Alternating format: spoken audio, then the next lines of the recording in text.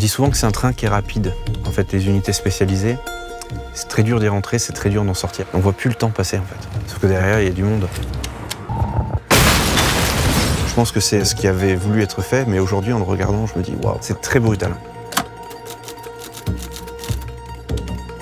Johan, je suis le fondateur de la Lara Academy, qui est un centre de formation dédié au métier de la sécurité. J'ai passé 13 ans au sein des armées, dont un peu plus de 10 ans au sein d'une unité spécialisée, qu'on appelle les Forces spéciales françaises, le 1er PMA. Et aujourd'hui, j'interviens également en tant que consultant technique dans le domaine du cinéma. Je suis notamment intervenu dans différents films et séries.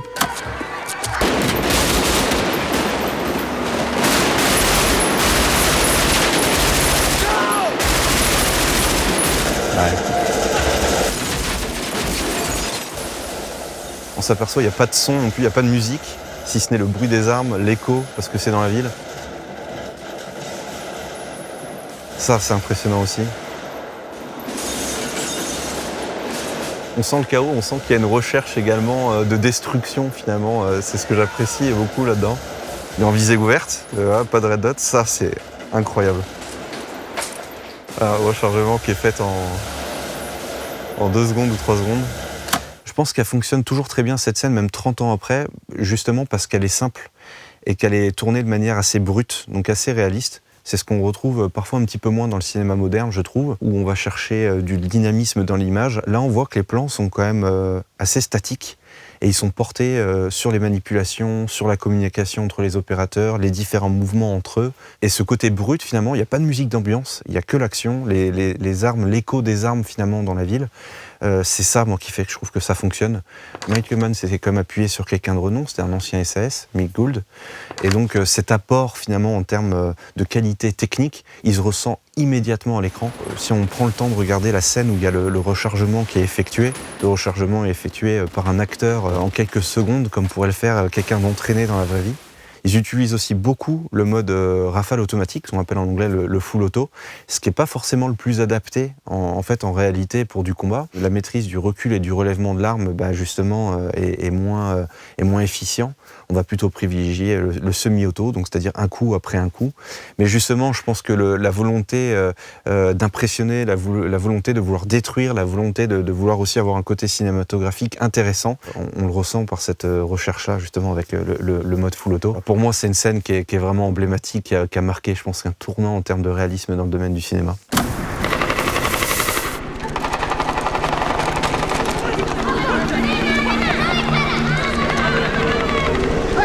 Juliet 2-5, hostiles advancing parallel west to your position. Be advised, women and children among them. Over. Je sais pas comment ils sont arrivés à un tel degré de réalisme et de... Là, la MiG 50 derrière qui est en attente, là, il me semble qu'il va justement taper le mur. Ça, je connais ça, pour de vrai. Direct au RPG. Pfff. Ah ouais, là, clairement, c'est chaos urbain,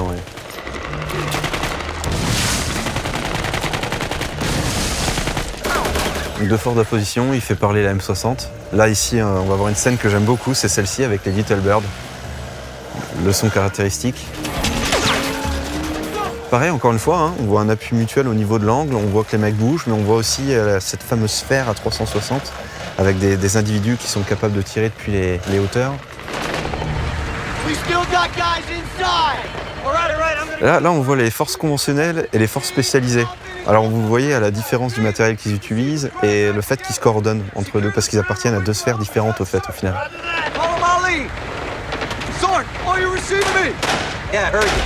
Voilà, c'est ça qui est frappant aussi. On voit des gens qui sont très calmes. Alors c'est dépeint de cette façon-là, mais les unités spécialisées très calmes. Oui, c'est bon, je comprends ce que tu me dis. Et on voit des mecs qui sont plus dans la réaction, l'émotionnel. Je le ressens comme ça. C'est... Ah ouais, c'est... la musique qui emporte le truc. Regardez, rien que le plan, la fumée, les pneus qui sont cramés. Enfin, il n'y a rien qui est mal fait, quoi. Franchement, toute la scène prend trip, toute la partie action, je la trouve absolument grandiose. Chaos urbain, moi j'ai vécu pour de vrai, ça j'ai vécu dans une capitale africaine et le fait que ça parte tout azimut, etc. C'est pas des situations de confort, c'est pas des situations sur le long terme. On se sent vite acculé, on a beaucoup de secteurs à prendre en compte, etc. Et ça, je trouve qu'on le ressent énormément, notamment dans les scènes que là je viens de visionner. Pareil, réalisme là. Petite anecdote personnelle, si je peux m'en permettre une. Moi, mon père, quand j'étais gamin, avait dit avec mon grand frère, je vous amène au cinéma, on va voir un film. Je ne sais pas si aujourd'hui, avec les différents âges, c'était normal que je puisse le visionner. En tout cas, quand il nous a amenés au cinéma, moi je me souviens d'avoir été pris par les images, par la brutalité et le réalisme. Je me souviens avoir lu le livre avant d'avoir vu le film aussi. Je crois que c'était de mémoire Mark Boden qui avait écrit le livre. Enfin bref, j'ai un attachement personnel à ce film-là. Hey, drive! Stay away from the walls.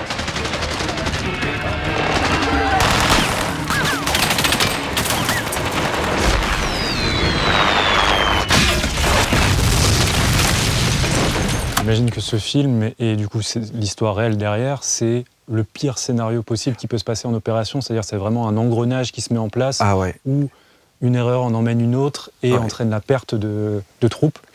C'est dit très bien à un moment donné dans le film, il dit, le général en question, il dit on a perdu l'initiative parce qu'il y a un Black Hawk qui est tombé, donc on a des mecs au sol, on a des personnes à sortir de la ville, justement ceux qui ont été capturés. On a de la coordination sol-air à effectuer. On doit aller chercher des gars qui sont blessés, peut-être même morts suite au crash. On a plein de points chauds qui s'ouvrent à un moment donné. Donc on peut se retrouver très rapidement en sous-effectif ou acculé par des forces, des forces ennemies. Donc je pense que c'est le pire scénario possible qui puisse arriver à des forces. Et je trouve que c'est extrêmement bien dépeint. Là franchement, Ridley Scott, il a fait un boulot monstre. Bonne chance.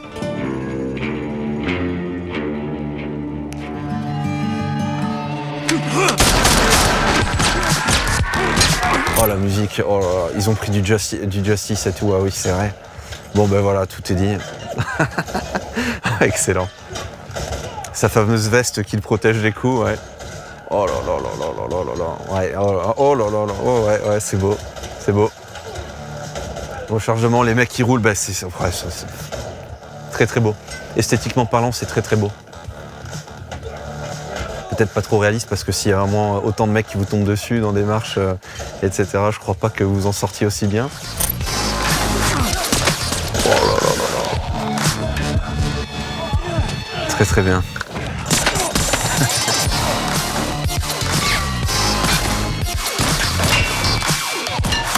Il peine à les monter, il aurait peut-être dû prendre le funiculaire pour monter. Les gens les plus mauvais en tir, je pense, arriveraient en tout cas à leur fin si vous deviez tomber à 1 contre 10. Mais moi j'aime ça, j'aime ce côté, ça laisse rêveur, c'est joli, on l'apprécie justement pour ce côté-là finalement. Keanu Reeves, ça reste quand même un personnage qui est assez atypique dans le domaine du cinéma, parce que c'est quelqu'un qui a toujours eu une appétence pour les arts martiaux d'un côté, et qui a été entraîné pour la série des films, notamment John Wick, par Taran. Et Taran, c'est quelqu'un qui est très connu aux États-Unis, il a un stand de tir, il entraîne des célébrités justement à l'emploi des armes. Rien n'est laissé au hasard, ça se sent au niveau de ses manipulations, on le voit au niveau de ses rechargements, on voit qu'il a été très bien briefé. C'était quelque chose qu'on ressentait déjà à l'époque de Matrix, si on regarde bien, avec justement les scènes de combat, etc. Donc ça sort pas de nulle part non plus finalement, et ça se ressent dans l'esthétique de ce film.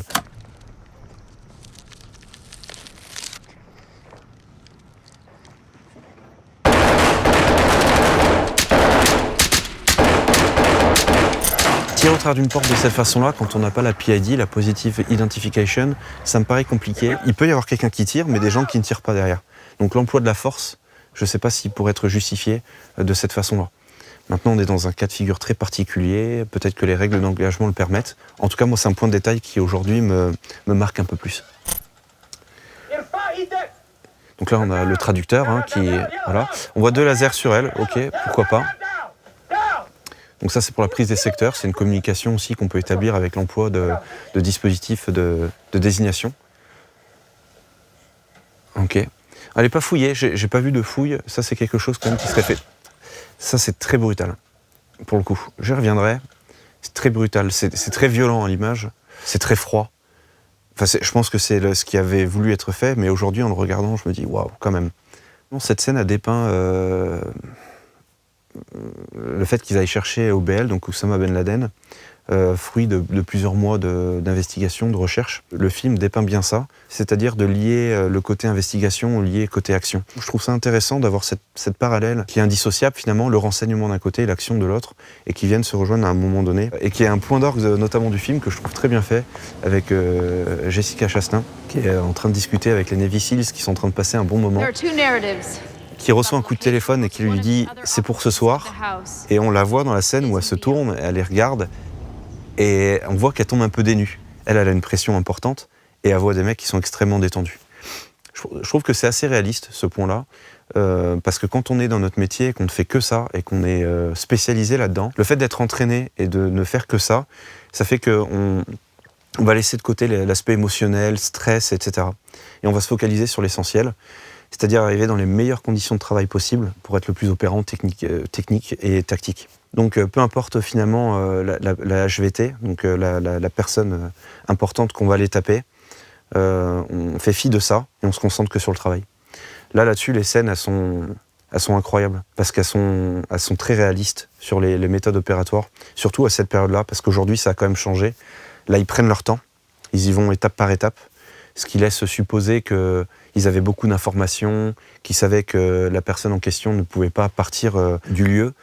Donc on n'est pas dans une sorte de libération d'otages où on va privilégier la vitesse, mais là on va plutôt privilégier la sécurité des opérateurs et travailler de manière méthodique, step by step.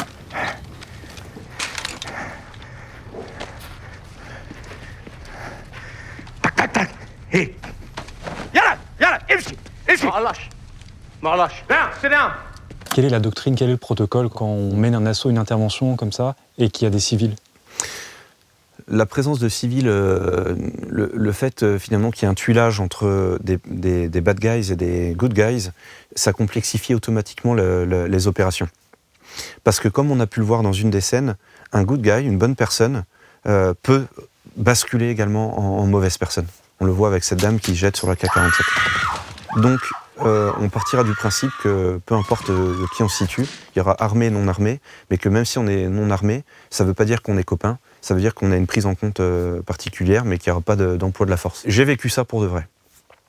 Ce fameux tuilage, dans des situations qui étaient assez similaires, dans des théâtres d'opération sur le continent africain, et où on se retrouve de nuit à ouvrir des tentes, baignées dans le noir, et avec des enfants, des femmes, et avec des personnes qui, eux, étaient contre la force.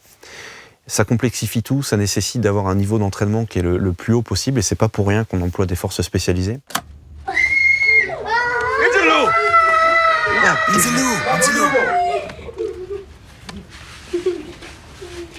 Talk to me. No fucking way we could blow this thing. God fucking damn it. Can you pop it manually? No. Alpha 3. This is Echo 11. We're at our primary set point, prepping the breach. Donc il y a ce plan où on les voit tirer à nouveau sur un corps inerte. C'est ce qu'on appelle un check en fait. Ils vont rechecker une dernière fois. C'est un sujet qui peut faire débat et polémique. Il faut rappeler une chose, c'est qu'on n'est pas des meurtriers. On n'est pas là pour employer la force de manière gratuite. Si ce procédé est employé, c'est parce qu'il y a une finalité. C'est jamais par plaisir qu'on emploie la force. Pourquoi est-ce qu'on veut faire ça ? Parce qu'on est un petit groupe, parce qu'il y a un site qui est grand, et parce qu'on ne veut pas laisser des points d'interrogation derrière.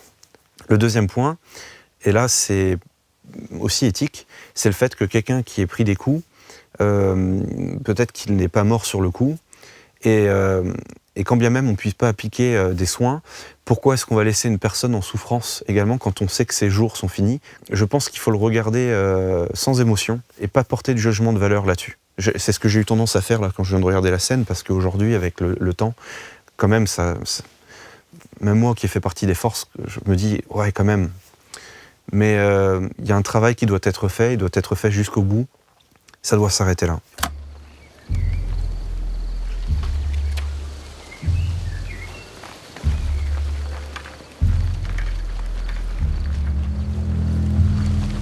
Je me souviens bien de cette scène-là.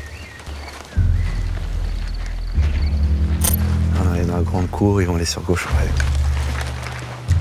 On voit une personne, donc là, voilà. Toujours les mêmes principes, hein, si vous voyez, il y a toujours des similarités. Un appui, un mouvement, une prise d'appui, ce qui fait que toute la force, voilà, maintenant peut avancer. Là, on voit bien sa position, il me semble que c'était Théo de mémoire. Alors, arrive au niveau de la porte, on voit le dégagement. C'est très beau, ça, l'image de Loire. Donc là, ils vont breacher, hein, tout simplement. À froid. Tout simplement. Clac. Boum, c'est ouvert. Et là, maintenant, les choses sérieuses vont débuter. C'est parti.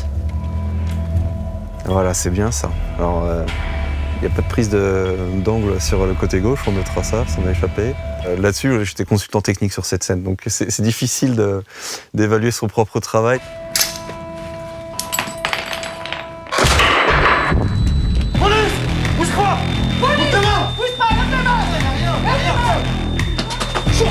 Ils ont fait un boulot qui était formidable. Parce que cette scène-là, on l'a beaucoup répétée, justement. Et plus on répète, et plus c'est chorégraphié, et plus on voit que c'est chorégraphié à l'écran. Donc il faut trouver ce bon juste milieu, finalement, entre le réalisme et qu'on se dise pas, ouais, bah, attendez, toutes les scènes, ils les ont répétées 50 000 fois. On voit la qualité, le choix esthétique qui a été fait, notamment sur la scène où on voit Ophélie, qui est donc le fond avec la fenêtre, la personne qui est dans le lit, d'aller toper des mecs comme ça au réveil. Alors j'écarte le côté pur BRI ici, mais je parle vraiment d'opération. C'est possible d'aller réveiller des mecs dans leur lit, à condition d'évoluer comme là ils l'ont fait, c'est-à-dire en discrétion maximale. Ils prennent les appuis, ils montent, ils breachent, et ils sont montés gentiment venir les cueillir, quoi, comme on dit. Ouais, c'est très bien. Franchement, c'est très beau. J'aime beaucoup l'esthétique, j'aime beaucoup le lancer de grenade sur la phase de démarrage de l'opération, le fait qu'il y ait des gars qui se barrent, qui leur courent après, etc. Non, franchement, très très bien. Très très très belle scène d'action. Passat.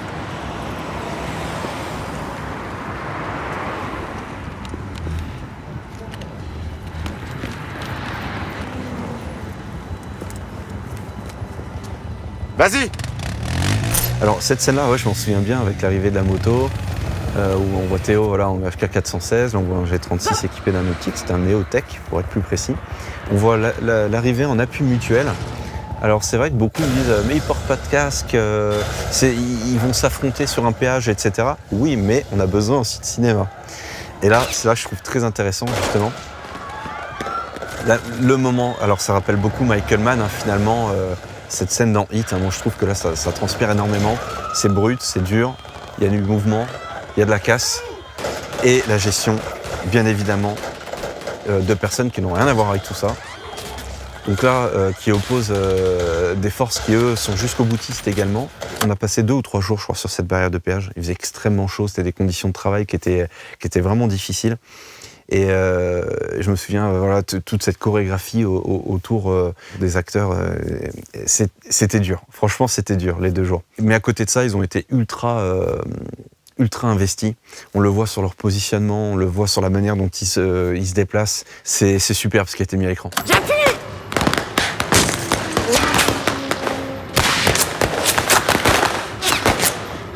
J'appuie.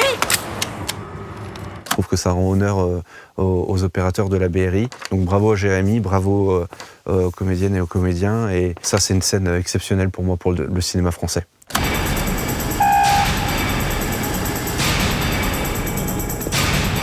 Would you please remove any metallic items you're carrying? Keys, loose change. Holy shit! Ugh.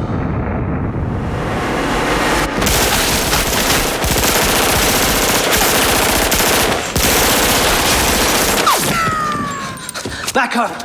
Stand back up! Oh là là là là là là. Ah, la musique et ensuite qui prend, ça fait presque pour ça du Terminator, quoi. T'as littéralement ce côté très dur. Il jette les deux, il prend ses 2,92. Ah ouais, c'est très beau. Unité d'intervention qui arrive. Qu'est-ce qu'ils font? Ils prennent des points d'appui, hein, bien évidemment.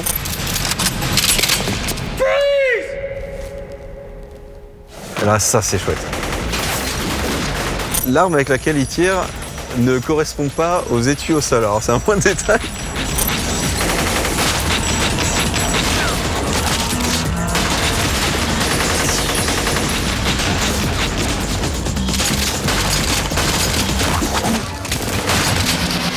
Et je me souviens l'avoir vu et de m'être dit, on n'a jamais vu ça nulle part. Les effets spéciaux employés, là, etc. C'était du grand cinéma. le fait de lier autant l'art martial aux armes, au ralenti, ce côté matrice où on est plongé dans un univers, etc. Tout est superbe, quoi, j'ai envie de dire. Bon, si on prend au niveau des armes, bon, ils transportent beaucoup de choses, il y a beaucoup de munitions qui sont tirées, je suis pas sûr qu'en termes de consommation ce soit très réaliste. Ils échappent miraculeusement quand même à beaucoup d'impacts qui normalement devraient leur être destinés. Mais encore une fois, il faut bien finir le film. Donc si on devait dire une chose crédible dans cette scène, est-ce qu'il y en a une au moins? Qu'est-ce qu'il pourrait y avoir de crédible là-dedans? On va essayer de trouver un point crédible peut-être. Non, il n'y a pas de point crédible. Il n'y a pas de point crédible. That's more than a mile. Impossible shot, Chris.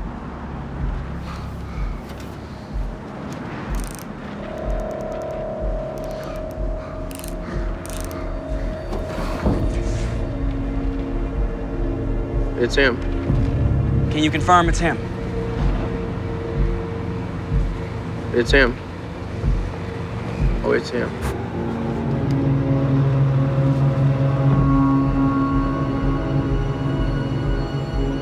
If you got it, take it, man.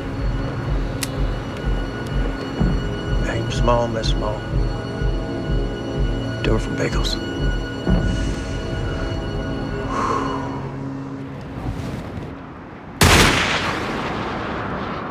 Tu l'as dit, en effet, toi, tu n'es pas tireur d'élite. Non. Mais si on pouvait peut-être comparer ce niveau de stress qui doit exister quand on s'apprête à avoir du contact avec un ennemi, comment on fait pour gérer ce stress-là? Comment ça se passe dans la tête à ce moment-là? La gestion du stress lorsqu'on est dans un conflit, elle est particulière, elle est propre à chacun. Il y a des fois, j'ai été confiant, trop confiant, et parfois, j'ai eu peur, en fait. Je pense que c'est un travail personnel qui doit être effectué. En termes de travail personnel, un contact, moi, qui m'avait marqué, et un besoin, une nécessité, que de devoir avoir recours à de la lecture. Alors certains peuvent partir plus sur un aspect plutôt religieux, d'autres la compréhension de soi-même, etc. Il y a plein d'ouvrages qui existent. Moi, en l'état, c'était ça, et aussi un aspect un peu plus religieux, peut-être se reconnecter un petit peu avec quelque chose d'un peu plus grand, et ce qui fait que le stress, on peut l'évacuer un petit peu de cette façon-là, on emploie des techniques de respiration, et puis de l'autre côté, je pense que quand on est là, c'est pas pour rien, on accepte aussi ces règles du jeu-là, et on ne peut pas, au moment où tout est sur finalement l'échiquier, dire ah, « moi j'arrête, je ne veux plus », c'est trop tard. Et il faut passer des barrières psychologiques qui sont pas toujours évidentes. Il faut aussi se rappeler qu'on fait ça de manière collective, qu'on est avec des gens qui nous entourent, et que si on ne le fait pas pour soi, on va le faire pour les autres aussi. This is Test Unit Bruiser. Got eyes on target. Initiate QRF, over. Copy that, ET on quick reaction force, 20 minutes out.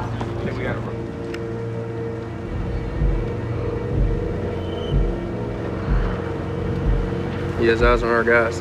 Je me souviens être en train de survoler, c'était au Bénin, sur un des parcs, d'être dedans, dans un ULM, quoi, finalement, de survoler ça, et de voir aussi la beauté de la nature, et de se rappeler de la raison pour laquelle on s'engage aussi. Pourtant, on laisse derrière sa famille, on laisse derrière sa femme, son enfant, ses proches, ses amis. C'est quand même beaucoup qu'on met quand même sur l'échiquier. Mais on se rappelle aussi, on se dit, et si je le fais pas, qui le fera en fait? Je me souviens survoler ça, voir les éléphants, etc. Et j'en avais presque les larmes aux yeux en fait. C'est-à-dire qu'on se fait un peu emporter aussi par une idéologie. Donc répondre à la question du stress par simplement une réponse organique, et genre ah ça va le faire, respire, souffle un coup, etc. On n'est pas des robots, on est des créatures aussi liées par l'émotionnel, et où en fait chacun doit trouver un petit peu sa voie au travers de tout ça. Et c'est ce que j'aime chez Clint Eastwood, quand il réalise des films, c'est ce que j'aime aussi chez ce personnage-là, c'est qu'on ne sépare plus le côté militaire de l'espace humain, mais on les lie, et on donne aussi à chacun cette version-là, en fait. C'est un peu décousu, pardon, mais en tout cas, voilà, si on doit parler de stress, c'est plutôt sur ce terrain-là que j'aimerais amener les gens à la réflexion, et pas simplement voilà, sur on se règle la feuillure, on se tire dessus, c'est cool et tout. Non, c'est pas cool, en fait. C'est pas cool, c'est dur, c'est stressant, mais voilà. I'm making memories by myself. I have no one to share them with. Yeah, well, we got our whole lives for that. When does that start? Even when you're here, you're not Here. I see you. I feel you. But you're not here.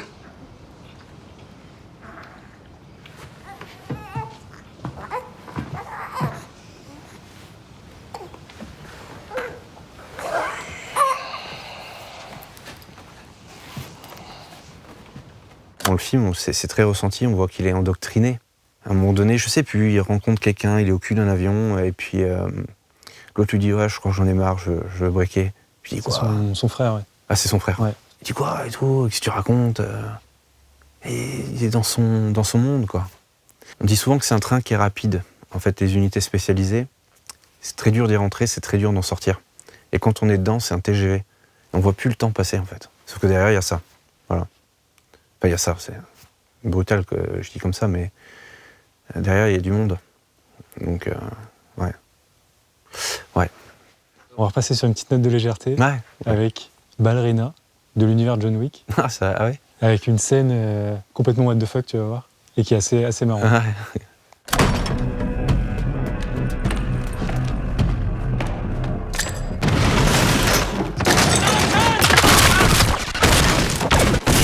Ah ouais, d'accord, ok. Ouais, là, c'est...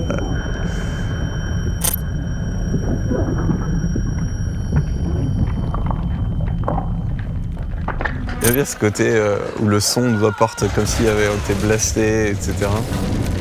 Elle va tout faire la grenade comme ça, du coup. Parce que bon, les explosions sont quand même costauds hein, pour des grenades comme ça. Tout dépend ce qu'elle emploie, une défensive ou une offensive, mais... Ah ouais.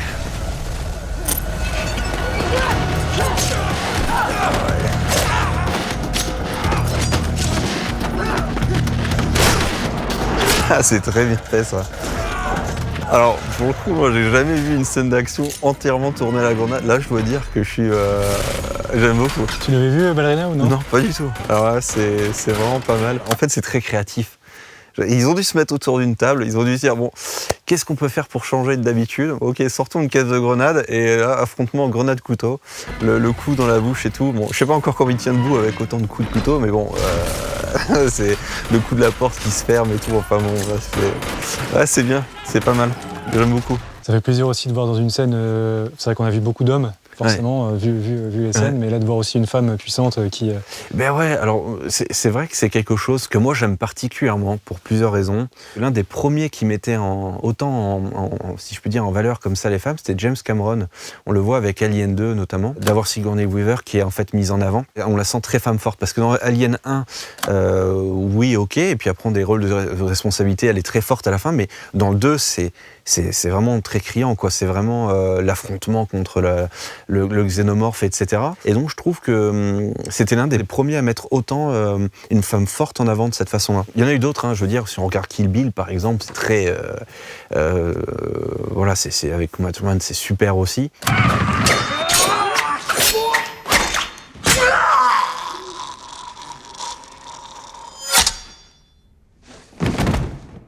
C'est quelque chose que je vois ça d'un très bon œil, que j'apprécie particulièrement. Et surtout quand elles sont aussi charismatiques, aussi fortes, tout en gardant leur identité, quoi, finalement. When I go home, people ask me, "Hey, Hoot, why do you do it, man? Why? Just some kind of war junkie?" I won't say a goddamn word. Why? They won't understand. They won't understand why we do it. They won't understand it's about the men next to you. And that's it. That's all it is.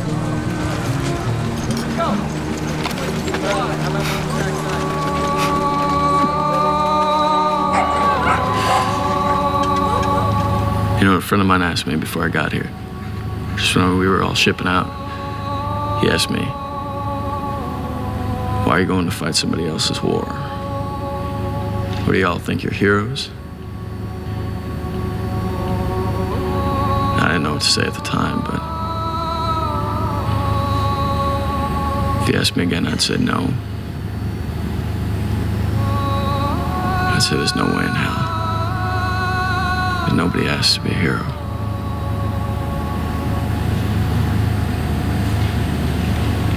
It's just sometimes turns out that way. I'm gonna talk to your mom and pop when I get home, okay? C'est con, hein, mais... ouais. C'est une belle scène. Et le fait de voir le copain comme ça allongé, bah forcément, quand il dit « ouais, je rentre et tout, je parlerai à tes parents », ouais, c'est prenant, forcément. Ça fait partie du jeu, voilà. Ça fait partie des règles du jeu. On les accepte et c'est comme ça. Ce qui est beau, c'est qu'il met en avant le collectif, et on en a parlé ouais. dans cette interview. On fait ça pour les potes, on est un groupe. Ouais, le faire pour les potes, c'est vrai que c'est... Alors, on le fait pas que pour ça aussi, on le fait aussi... chacun va chercher ce qu'il veut là-dedans. On le fait aussi de manière individuelle. Certains, ils ont besoin d'avoir la connaissance de ce que c'est que le feu. Ils ont besoin de se découvrir soi-même, ils ont besoin de se mettre en danger. Comme quelqu'un, par exemple, qui fait du base jump, peu importe, il a besoin de repousser des limites. Ça peut être ça, il y en a, c'est ça. Il y en a, c'est parce qu'ils veulent vivre une aventure, tout simplement, ils veulent être à un endroit, et ils y sont. J'ai apprécié chacun des moments que j'ai pu passer, des moments les plus faciles ou les plus durs. Ça, c'est un moment qui est dur. Mais des moments durs, on en voit aussi, on peut en avoir un dans un accident de voiture, dans un crash d'avion, dans plein de choses, en fait. On n'a pas le monopole de la perte de copains et de la tristesse juste par le seul fait qu'on tienne de l'armement. Mais quand on est dans ce genre d'unité-là, on crée des liens qui sont extrêmement étroits, extrêmement forts. Donc il dit pas ça par hasard à la fin, en fait. Cette relation qu'il a, il a encore une tâche à accomplir en rentrant.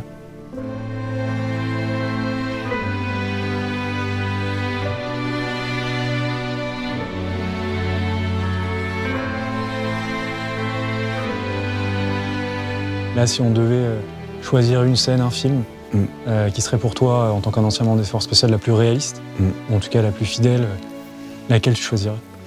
Probablement, là, dans toutes celles qu'on a vues, la chute du Faucon Noir, pour moi, elle a une liaison qui est particulière, la liaison entre les forces conventionnelles et les forces spéciales. Forcément, ça me touche particulièrement. Cette fin-là me touche particulièrement. Chris Kyle, avec la relation avec sa femme, me touche énormément également. Elle relève ô combien, en fait, tout ça, ça nous change aussi profondément, parfois même sans l'apercevoir. Et on peut causer beaucoup de tort et de souffrance autour de nous, dans quelque chose dans lequel on est projeté sans même s'en apercevoir. C'est une forme d'addiction, en fait, en réalité. Je suis pas sûr de pouvoir choisir une scène en particulier. Toute, moi, me parle, crée quelque chose en moi, que ce soit des émotions, voilà. Je pense que c'est le but aussi du cinéma. Et je pense que je suis à la bonne place pour en regarder du cinéma. Merci beaucoup, Johan. Merci beaucoup. Merci beaucoup, Mel.